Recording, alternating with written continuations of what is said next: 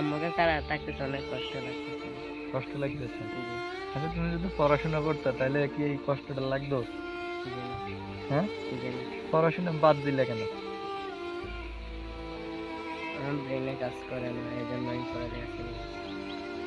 আমি এই চেষ্টা করছি, প্রচুর চেষ্টা করছি অনেক। আপনি কতটুকু পড়াশোনা করছো, কতটুকু কোন ক্লাস ক্লাস পর্যন্ত? Class eight.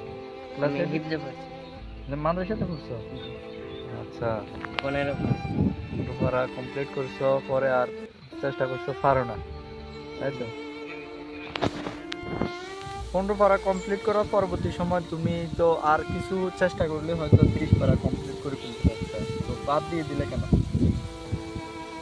আমার হাত ভেঙে গিয়েছিল, এই জন্য হাতে ব্যথা পাইছি। হুম। পড়ালেখার থেকে সরে যাইছি। আচ্ছা, তার পরে মানে ওই যে গ্যাপ হয়ে যাওয়ার কারণে তুমি আর এই যে মাদ্রাসায় আর যাওয়ার চেষ্টা করো না?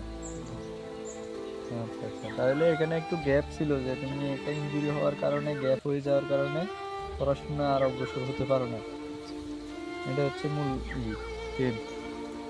তো প্রিয় দর্শক, আপনারা হয়তো ওর কথা শুনে বুঝতে পারতেছেন যে ও কিন্তু চেষ্টা করেছিল, 15 পারা কোরআন শরীফও সে মুখস্থ করেছিল, তাই তো? জি।